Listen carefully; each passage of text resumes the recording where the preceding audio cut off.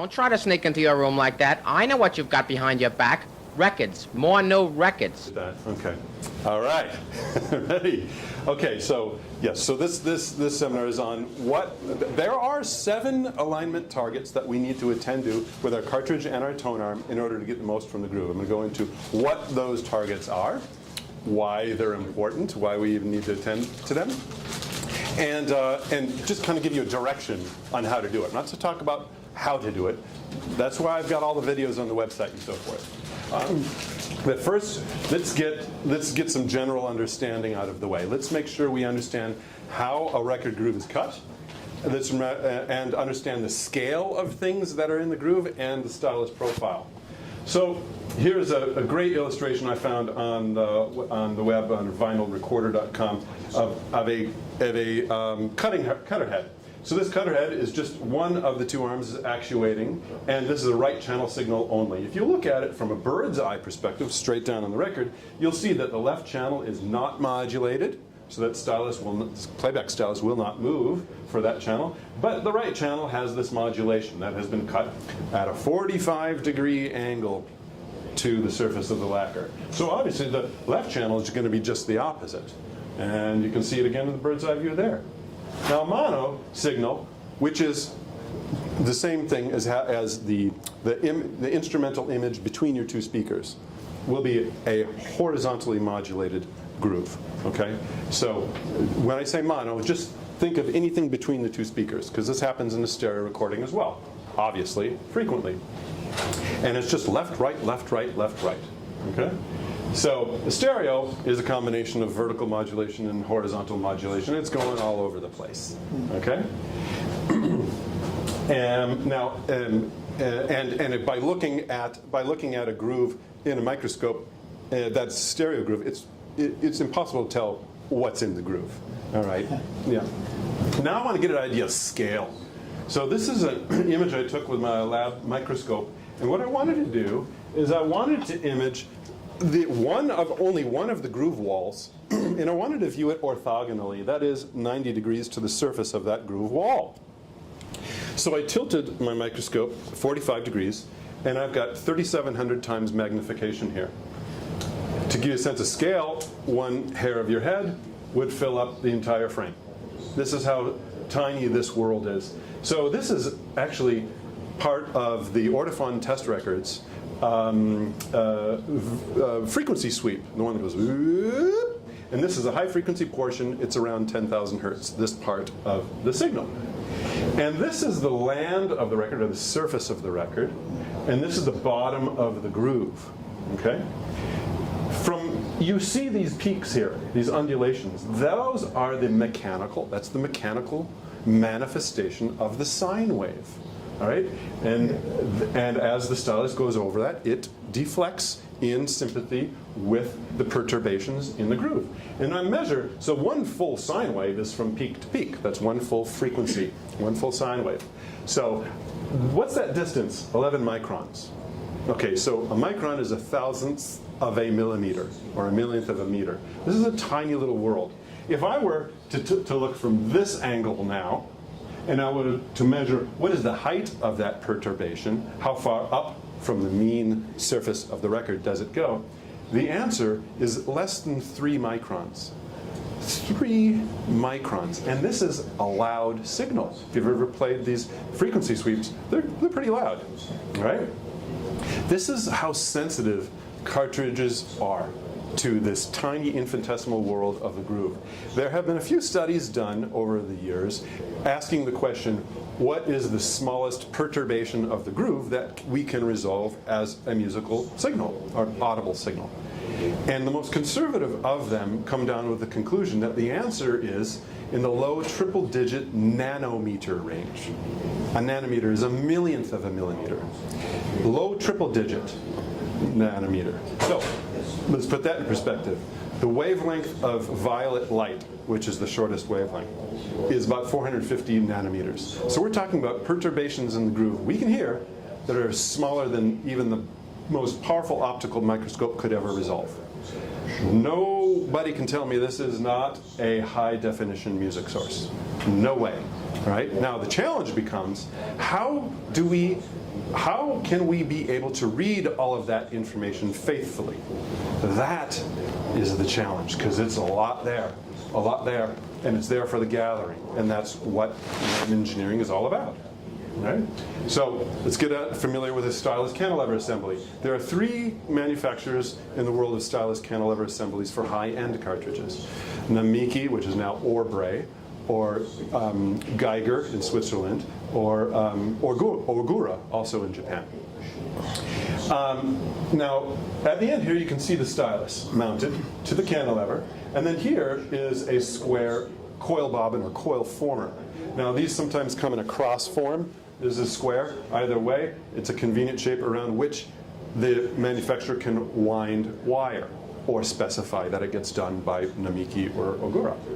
So the coil gets wound around that. Now, behind that coil former is like a piano wire that's flexible. This is the pivot point. This is what allows the Stylus cantilever assembly to even move about. Compliance? Well, compliance is a function partly of that, but also of the damper. All right, I'll get to that. Okay. So then this pipe here is what's used to affix the whole assembly into the cartridge body. Okay? Now, the cartridge manufacturer, when they receive these from the manufacturer of the assemblies, will put a damper on this, which is a compliant material, usually donut-shaped, that they slip over the end and goes behind the coil former. Sometimes they go in front of the coil former, sometimes both. But the point of that damper, and I will talk about that quite a bit, the point of that damper is to keep the Stylus cantilever assembly in a mean position. So if it gets deflected, it will come back. It's deflected, it will come back. It's also meant to act as a mechanical damper, like a shock absorber, because without it, it might go right? All right. So it has a few different functions, but the sensitivity of that damper is not well appreciated by audiophiles. I'll go into what that means. All right. Lastly, a little anatomy on the Stylus. Okay, so I made this 1,000:1 scale model of a fine line contact stylus and a horizontally modulated groove that you're invited to play with after this. The major radius and the minor radius are the 2 parts of the stylus I want you to be aware of. The part of the stylus that actually contacts the groove is really, really close to the tip. And you'll notice near the tip that there is a curvature. That's the major radius. And different cartridge manufacturers specify different radii. But that has an important function, that major radius. Because these assemblies have to be built to within tolerances, we know that if this playback stylus were a flat edge, then the cost that we would bear for having the stylus misaligned on the azimuth axis like this would be very high cost indeed, because we would have one edge of the playback stylus read the junction of the record land and the groove where there happens to be there's a lot of material called a horn that it would not sound good, let's put it that way. So that radius exists so that the stylus can be misaligned on the azimuth axis and still read the groove perfectly well. Okay? It's a very important, and I'll come back to that point a little bit later. Then there's the minor radius, my favorite, and you'll see it right here. It's this real tight curvature. The point of having a minor radius that is between 2.5 microns. Minor is front to back. Minor is front to back. Yeah, front to back, you are correct. The point of the minor radius is so that the playback stylus can mimic the shape of the cutting stylus. Did I say that right? The playback stylus can mimic the cutting stylus in its shape. And if it does not mimic it in its shape, like for example if we're a conical stylus, there are mechanical distortions that arise. These have been known for decades and are well documented. What's not well documented is fine line contact styluses, and if they become misaligned in the groove, what are those distortions get thrown? That's the work that we're doing. So the cutting stylus the cutting stylus has a cutting radius, an effective cutting radius of about 2 microns. So 2.5 microns to 4 microns, we're pretty well there. Okay, that's wonderful. The other beautiful thing about these Japanese minor radiuses, because it's a ridge line that they've created, very complex shape. When they wear evenly. They don't change it. They don't change the contact profile. They just wear down at the same profile, and then one day it's gone. and then you got effectively a conical stylus. And now the Geiger style, the Geiger replicant styli, those are a wedge shape. They wear very quickly. That's the downside of those styli. But the upside is they can be aligned with much greater accuracy on the cantilever than these. All right? There's a cost for everything. Now, the 7 alignment targets. Here they are. There's 1 linear dimension that we need to hit. There are 2 forces we need to attend to. And there's 4 angles we need to attend to. Now, the linear dimension it's a geometric function based upon the tone arm. How was the tone arm designed? Its effective length and so forth. The 2 forces are determined by, that we have to manage, are determined by physics and cartridge construction. The VTF, the cartridge manufacturer, will determine the acceptable range. And the horizontal forces, I'm going to go into those in a little bit. Now the 4 angles, how do we know what angles to aim for as alignment targets? Those are determined at the lathe by the cutter head and the cutting stylus. That's where they are determined. Now, of these 7 alignment targets, 5 of them are beyond dispute of what our aim should be. 2 of them are that we have an acceptable range, and we'll go into that. Okay? Overhang, I'm not going to spend too much time on this, but it's effectively, it's basically, you want to get the distance from where the stylus touches the record to the pivot point to be at the proper position so that when you align the cantilever, you're doing so accurately. If your overhang is off, then your cantilever alignment will be, by definition, off. That's how it works. Won't go into that function, but you can please just take my word for it for now. The geometry's out there for you to work on. Okay. 1.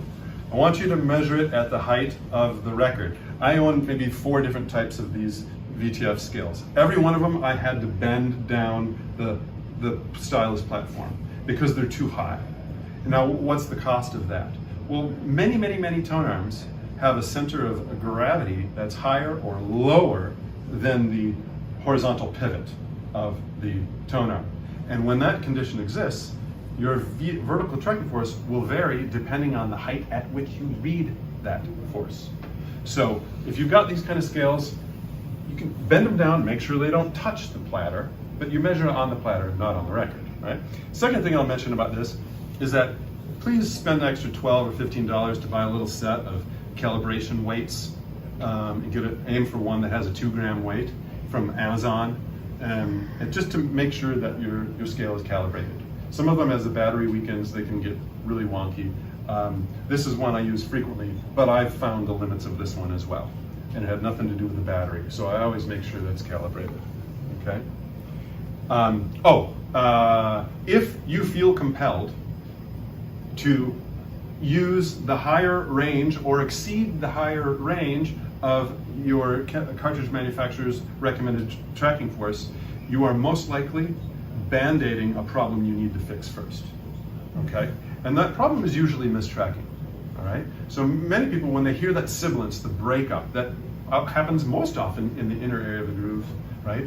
But can happen anywhere, and happens often on vocal sibilances or horn blats or whatnot. Much of the first reaction is increased VTF, okay? So I get people, this is a common question. There's still chairs in here, fellas. I get common questions, commonly, hey, it sounds flippin' great, but I am occasionally getting mistracking. So I run through these 4 steps for people in this order. 1, confirm your VTF. And if you got a calibration weight, please start there. Make sure you're measuring at the height of the record. Wet clean your stylus. Why do I say that? I say my instructions are wet clean your stylus every 3 weeks or so. Not every time. Not every time. There's risks with overwetting. Most definitely. And when you do, just be careful. You don't use a lot of liquid, because the dust on top of the cantilever will be a wonderful source of capillary action to bring the liquid right up the cantilever and carry the dust with it. You do that enough times, and that dust has found a new highway to get right back into the cartridge motor area and eventually seize it up. So be very, very conservative with the amount of water, but you can just use distilled water. Just do something. Why do I say that? Because occasionally I'll get a cartridge in for analysis where the client says, because I always ask the question, how do you clean your stylus? And occasionally when they say, I only dry clean, I occasionally see this transparent, brownish, gooey stuff around the stylus. And when that builds up, it can cause mistracking of its own. So I just want to make sure, let's eliminate that possibility. It's easy, it's cheap to do that, so nice. But most of the reason for mistracking is because the tone arm is out of control. Either the toner's got a high degree of stiction, that's static friction, meaning it doesn't want to move with the groove, or the horizontal forces are out of control. Too little or too much anti-skating, right? And that's what the Wally skater is for, to measure all of those things, stiction and horizontal torque force, okay? And there's a very interesting video, we'll go into a little bit about that. So, repeat stiction again? Stiction is static friction. It's the force with which you must apply horizontally before you even get the tone arm to move along for the ride. So let's imagine, so you lower the stylus into the groove is a spiral, it's going to carry the stylus, but the tone arm bearing has, let's say, high stiction. The stylus is moving, the cantilever is starting to skew, but the tone arm doesn't want to come along for the ride. Eventually, enough horizontal torque force will be applied, and then the tone arm will come along for the ride. But we'll do so always with a lot of torque force here.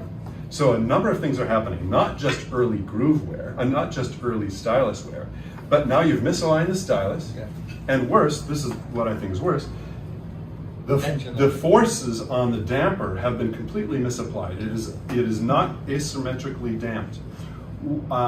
So there's a lever action here, force here.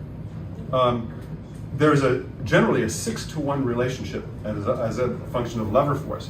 So for every 0.1, 0.2 grams of force horizontally, multiply that by 6 to see what the force is on the compressed side of the damper.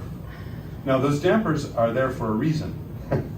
One is to keep the coils in proper alignment with the magnetic flux field, and two, to act as a mean remeasuring, repurposing function to get the cantilever back into relaxed position. But if you're constantly keeping one side compressed, I guarantee you your performance is suffering. So it's a similar thing like the skating force itself. That's right. And but it's a mechanically generated thing, where That's the other right. one is just the inertia thing. So skating force, when not compensated for, will cause the same issue. Yeah.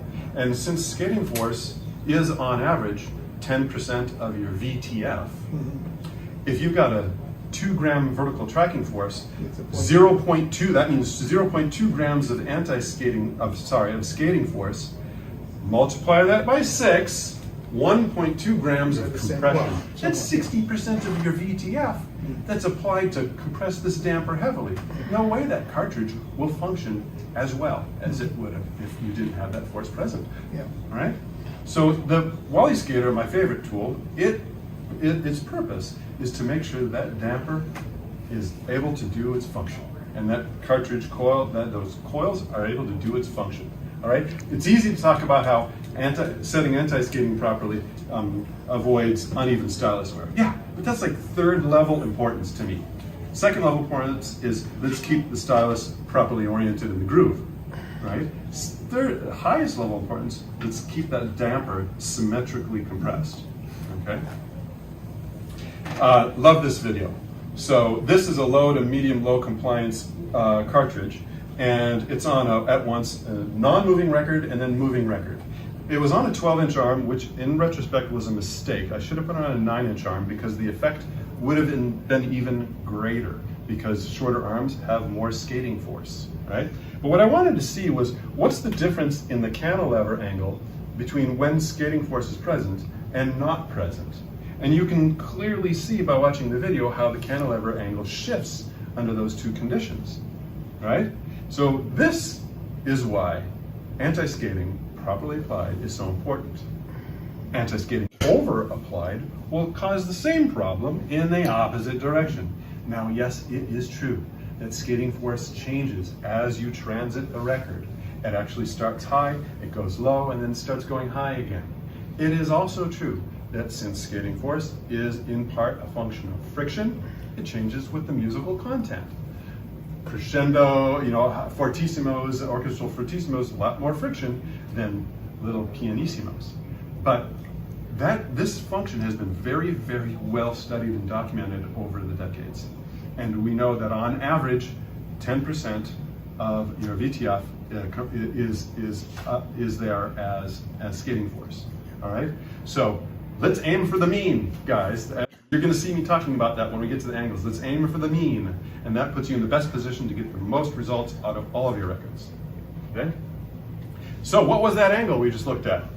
Now, this angle was a little more complex to do, but I wanted to simplify it in a single photo for you. 2.4 degrees, a little bit more. Again, if I had done this on a 9-inch arm, it would have been even greater. Of course, that's on this cartridge, and different cartridges have different horizontal compliances and so forth, right? But that's significant. What's the 10% anti-skate thing? The 10% anti-skate applied there, what's that? This is with anti-skate applied already. Yeah, okay. But it wouldn't have mattered. Even if I would still see 2.4 degrees, okay? Because it's a function of that friction being present or not present, right? So, some tone arm designers say that anti-skidding isn't important. I said, man, I'm cleaning up after this advice, right? I'm happy to come in and say, you want to hear the difference? Which I did just down the hall earlier yesterday. This is the laws of physics. We can't escape them. Okay, and even on linear bearing tone arms, I won't name the name, but there is one very expensive pivoted linear bearing tone arm, but I've also seen it on a true linear bearing. There's no such thing as pivoted linear bearing. I mean, pivoted tangential tracker, right? That I put those on the Wally Skater first as well before I align the cartridge, because I want to know that that tone arm wire or any other function isn't pushing that essentially one way or the other. And in one case, on a very expensive pivot tangential tracker, I found that was actually the force that was being applied by the tone arm wire was technically off the Wally Skater scales. It was no longer, once the Wally Skater gets to a certain point, it's no longer accurate. I don't care about that because I only care about anything like 12% or below. Is there more than one pivotal tangential tracker? Yeah, there are. Yeah, Okay. yeah. So, and now the manufacturer knows about it, all right, and is doing something about it. Cool. Okay, but this is why we measure horizontal forces, all right? All right. So, I love this. Okay, now we're going into the 4 angles. This is a cutting stylus. I'm also analyzing cutting styli. Just for purpose of perspective here, the part of this stylus that makes the groove is down here, where my fingers are. That's it. That's the only part that runs the groove. Because this is 50 microns across. The average unmodulated groove is about 50 microns across. All right. This one's also a little worn out. You can see it because a little white flash right there. That's a worn out stylus. All right. So the 4 angles to attend to: Azimuth, Zenith, VTA, and Rake. Okay, Rake or SRA, right? Now, Azimuth and Zenith, there is no debate about what our goal is. Why? Because we know what they're trying to do in the cutting room. In the cutting room on Azimuth, they're aiming for 90 degrees to the lacquer surface. Now, could they get it at 87 or 91? Yeah, but they could equally likely get it wrong clockwise versus counterclockwise.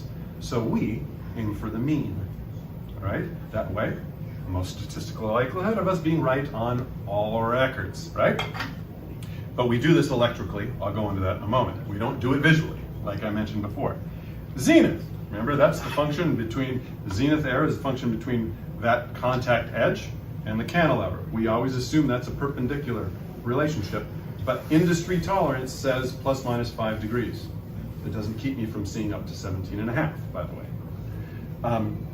But we know, and the cutting lab, they are going to aim for that. If you draw a line from that side to that side, that way, they're going to aim for it to be right on the radial line of the lacquer. If you draw a line from the center of the lacquer to the edge, that contact edge will be smack dab on it, not offset from it, and not diagonal to it, okay? Those are the standards. That's what they aim for. That's what we should aim for, okay? Now, VTA. VTA is the angular relationship between the record and the cantilever. Now, they don't use cantilevers in a cutter head. It's called a torque tube or a torsion tube. But we know at what angles those are cut within a range. So if you've got a European cutter head, you've got a playable range of between 23 and 18 degrees that you could change that torque tube to cut at. And if you've got an American cutter head, that range is between 20 and 15. So at the advent of stereo, the engineers got together and said, hey guys, we're no longer only modulating left and right. We're also now going to start going vertically. And now that we're going vertically, the angle of our torque tubes is going to matter. And you'll see in animation in a moment why that matters, right? So, hey, the area of commonality for us is 18 to 20 degrees. So can we all agree that we'll cut here? And it was never made into a standard that I'm aware of, but it's a general agreement. And I've spoken to and spent time with a number of cutting engineers, Kevin Gray and others. And I asked, what is your torque tube at? And I'm generally hearing 18 degrees. Fine. Now, there is something called lac or springback, which makes functional angle even less, but I'm not going to get into those weeds right now. Okay? Let's just say, I'm saying almost always less than 22. And I confess, I'm taking liberties by saying that. It should really be less. But I'll tell you why I did that. There are very, very few cartridges that can get down to that angle. And there's two very bad reasons for that, and I'll go over that in a little bit. Very bad reasons for that. But if I put 18, which is what I'd really rather put, it's going to freak a lot of my clients out when they see the report, and I'll tell them this openly, all right? But it's going to freak a lot of them out because they're going to see that their VTA, the best I could do, is 26 degrees or 25 degrees, right? But wait a minute, it's all the way down at 18? What? And then some of them feel compelled to want to go to the distributor or the manufacturer and say, you make a crappy product. Well, not so fast. Two things. One, VTA is the least sensitive to angular error, playback versus cutting, of all of these. And that's mostly because there isn't as much vertical content in the groove. Remember I told you that VTA is sensitive to vertical content. I'll show you an animation why that's so. Most of the content is horizontal, all right, or 45 degrees. Right? But not so much vertical. And when you look at a microscope at a stereo groove, you don't see as much of this, like hourglass shapes. So that would be vertical content, right? When you're looking straight down on the groove, right? Rake, that's the angular relationship between the record and this contact edge. Now, what's happening, again, what's happening in the lab? Well, the lab is constrained by physics in one sense. We know that if they're going to take a swath of chip out of the lacquer, and it gets sucked up by the vacuum tube hose. If they're going to take a swath out, if they cut at an acute angle like this, the likelihood of that semi-gelatinized swath getting hardened and smashed up onto the cutting stylus and smashed down into the lacquer is very high. So there's a lot of risk by going to an acute angle. So most of the Kevin Gray tells me he cuts at 90. There's two others who told me they cut at 90. Okay, fine. And there's a risk with going too far as well. And there's something called a vector force. And just think of a garden hoe through loose soil. As you pull a garden hose, you got an obtuse angle. So as you pull the garden hoe towards you, what does the garden hoe want to do? It wants to dive. All right?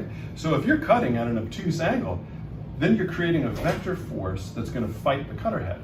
We don't want to fight the cutter head. Okay, so there's a physical limits. Whether the engineers are aware of these or not, I do not know, right? Right? So and then there is the study that was done in 1981 by Risch and Meyer. Not scientific at all. They didn't share with us their method in any detail to make it peer reviewable, and they didn't even specify, because they came up with an answer of aim for 92. They didn't specify whether that was dynamically measured or statically measured. Okay. But it's the only thing we got so far, right? And between the physical limitations, what the engineers are telling me, and the best available information we got, I'm aiming for 92. But I tell you what, if I can get your VTA down a little bit, if your VTA is high and I can get it down another degree, then I'll go for 92, 91, or 90.5 SRA. SRA, while more sensitive to VTA to angular error, is still relatively insensitive mechanically to angular error compared to Zenith or azimuth. All right, so it's still a sensitive parameter. It's not nearly as sensitive as those other two parameters. All right. So did I tell in this session about the audiophile inclination to raise or lower the tone arm and that they're hearing something? Did I mention that? Yeah, that was the last one. In this one, did I mention that? No. Right. You did when I walked in. You did Okay, mention you want me it. to explain that? Yes, please. Sure. Yeah. Okay, all right. So a lot of audiophiles, they say, well, I can raise, and I got VTA on the fly, so I can hear a 1 millimeter change in tone arm height. I can hear that. Okay. I'm not going to tell you what you're hearing or not hearing, right? But I have serious doubts whether you're hearing the change of SRA and VTA. Why? Because we've modeled up what SRA and VTA error look like in engineering software. And again, the mechanical error by 1/2 degree or 1 degree doesn't throw off big mechanical errors like Zenith error does, all right? I mean, it throws off some error, but it's really, really tiny. So then what are these guys hearing? Well, when you raise and lower your arm, on most arms, the center of gravity of that arm is not coincident with the horizontal pivot, so you're changing your VTF.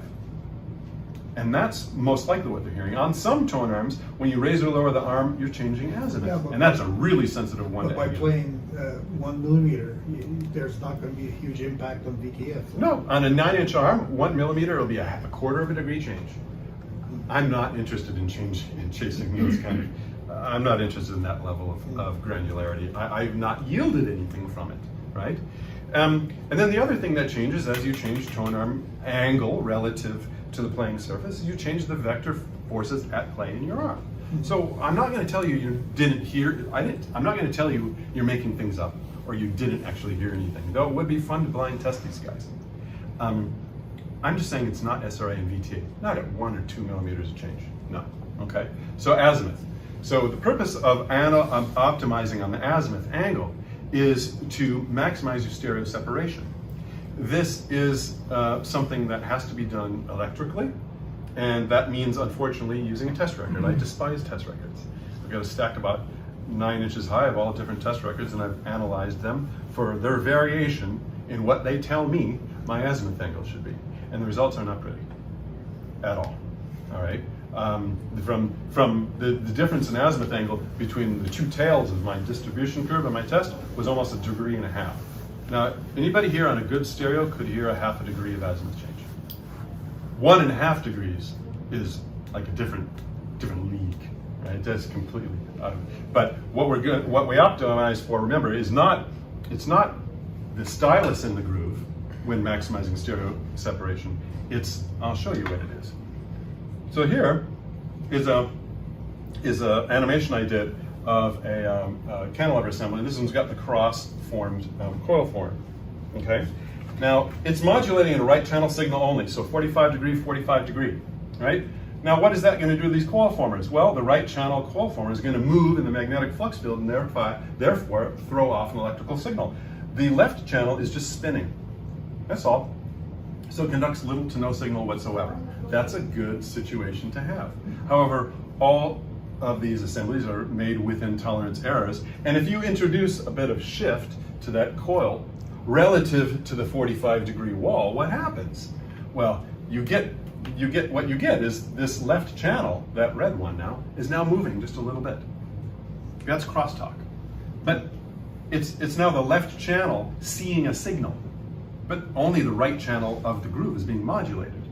And that's a function of that misalignment of that coil former, which is why the only way to align azimuth is electrically, unfortunately. And because it's done electrically, it must be the last test we do. All right, why? Because it's a multivariate test, meaning the answers you get from that test will be stained by any error on your other parameters. So fix those first before you do this. Otherwise, it will throw off your reading. So, right? so crosstalk is, if you're reading the right channel, you're listening to a little bit of the right channel on the left. That's correct. That is correct. Yes. Okay. All right. So, and this is the part where I tell people that I'm going to start showing you the statistics on how far cartridges are off from perfect on average in my data set of all my analyzed cartridges.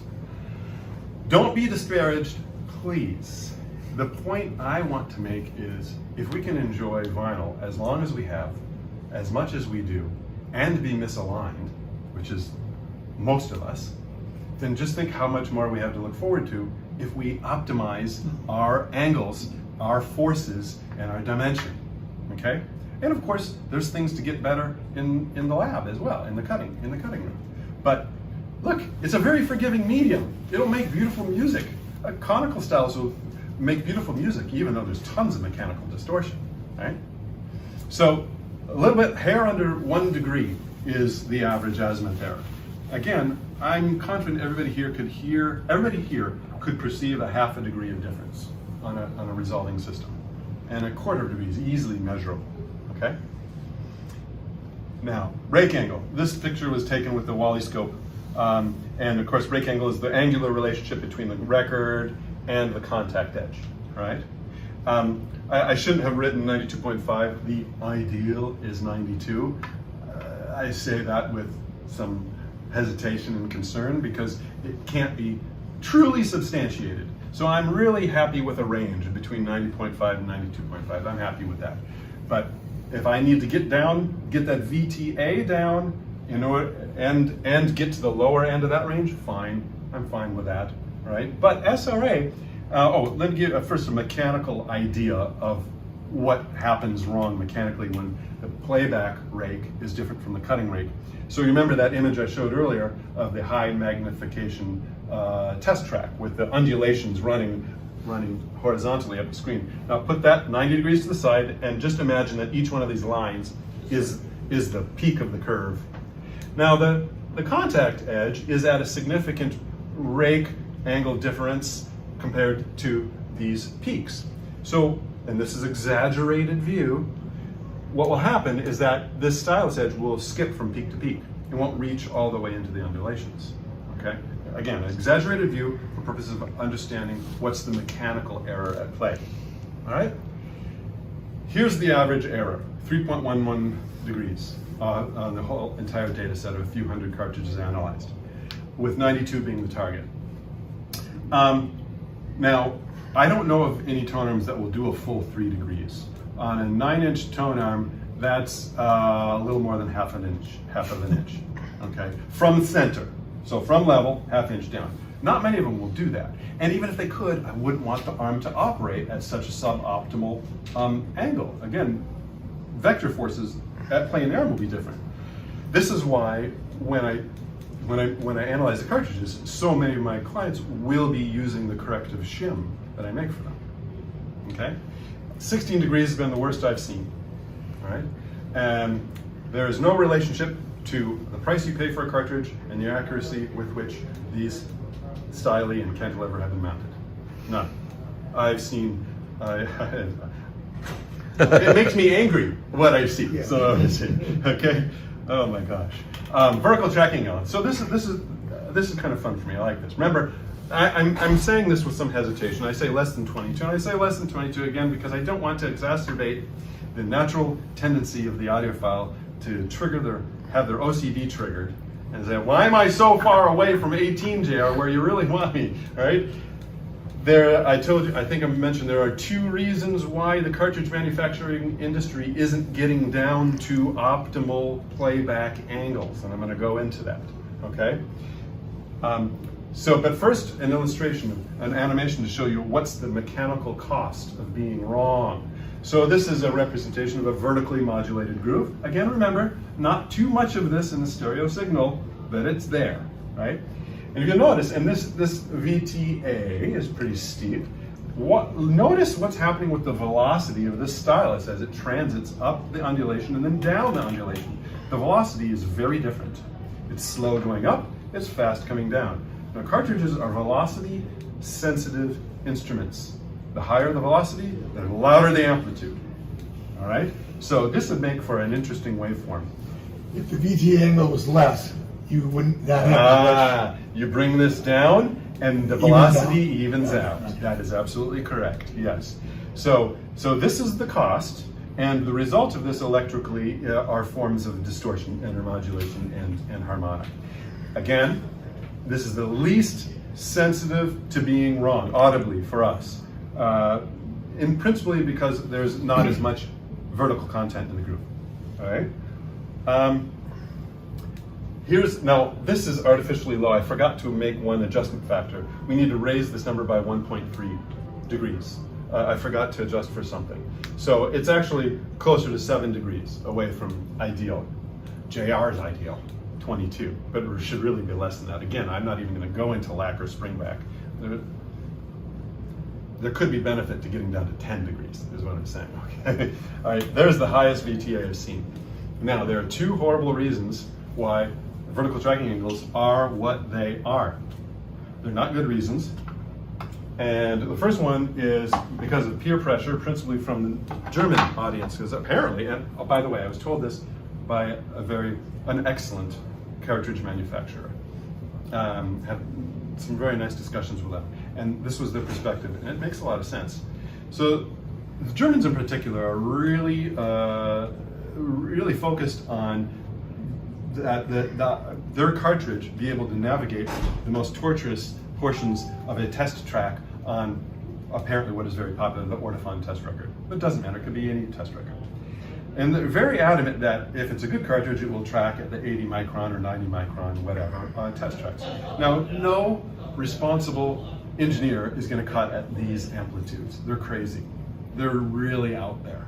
But whatever reason, audiophiles, the audiophile press has used this as used the test record test tracks as a measure for how good a cartridge is. Never mind, I already went into the fact that the most likely cause of mistracking is the tone arm, not the cartridge. The horizontal torque forces are out of control, okay? Plus, remember, misalignment makes mistracking easier to happen.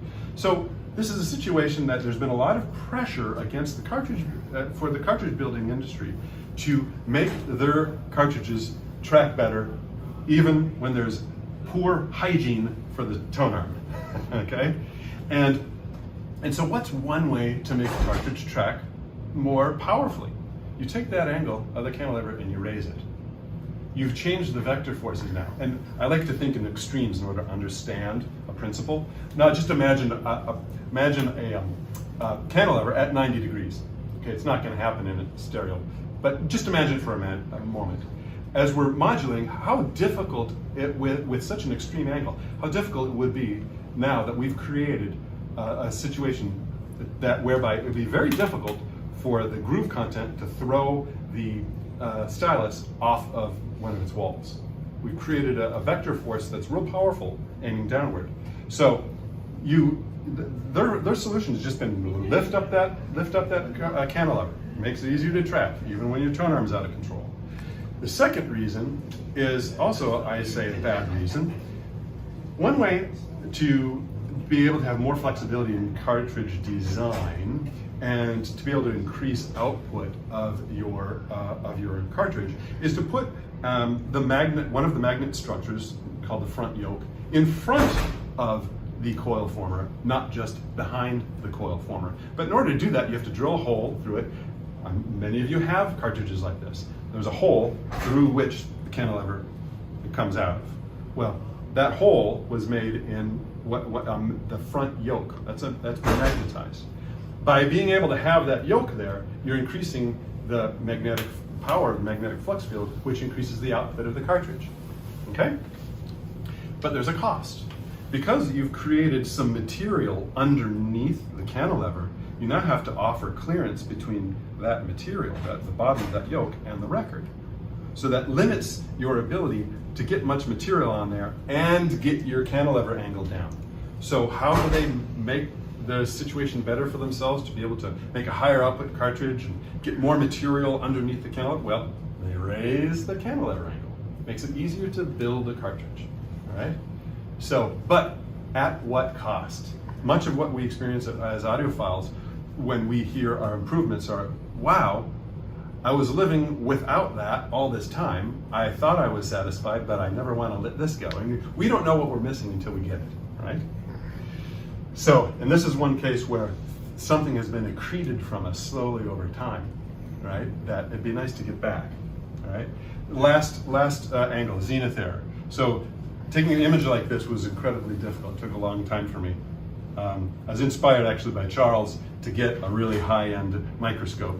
Mine's not as good as his, but it has the functionality I need to take photographs like this. Being able to illuminate that contact edge, because that's the part that touches the stylus, the groove. Being able to illuminate it was really difficult. All right, and then worse, being able to measure what's the angular relationship between that and the center line of the cantilever. Now this is what's called a stacked image. It's like 200 photos taken in succession, because as you get down the stylus, it's further and further away. I gotta take a picture of this. Snap, snap, snap, snap, snap, snap, snap, snap, and then the software puts it all together in a composite image. I don't take my measurements from this because there is always some error in that process. I use a different process, but I like to include a photograph like this for my clients so they can kind of get an idea of what we're working with, right? So the target, as we know, is collinear with the radial line of the record. Now, what's the cost mechanically of being wrong on the zenith? So here is a groove it's a horizontally modulated groove, and we're looking straight down the groove. And then here's a representation of a contact stylus. Same thing over here, except this one's properly oriented in the groove, and this one's got a zenith error. Now, watch how they behave differently. This one's left, right, left, right. You can see this spring is very helpful. It's left, right, left, right. This one's going in an ovular pattern. Because of the zenith misalignment, it has induced a vertical excursion for the entire stylus and cantilever and cartridge motor, right? So this is why, and this induced vertical motion is why misalignment makes mistracking more likely. It doesn't make it happen, it just makes it more likely, right? Because it creates a vertical vector force, a vertical vector, right? So this is the cost, and this is very audible, as Michael shared earlier before. So here's the average zenith error in the field of my few hundred cartridges. That doesn't keep me from seeing 17.5 degrees. That was a $4,000 cartridge. I've seen a $16,000 cartridge that's more than 10 degrees. I've seen a few $10,000 cartridges that more than 10 degrees. I see this pretty regularly. This can be fixed, right? This can be adjusted for as long as it's not too great. Well, like 17.5 degrees, that's going back to the factory. Right. There's no two ways about that, right? But that's what the Wally Zenith is about, right? And there's actually a way to use the Wally Zenith and use your ears to find the best. It's tedious, but it's doable. I'm working on a tool to measure this in the field, because I think it's unacceptable that in order to know this parameter, you have to right now send it to me in the lab. But I know for a fact that cartridge manufacturers are not measuring this parameter.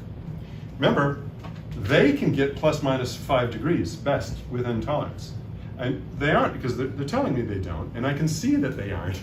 Either that or they're really callous about what we get. But they're telling me they don't measure for it. It was very difficult for me to do that measurement. It was very expensive too, right?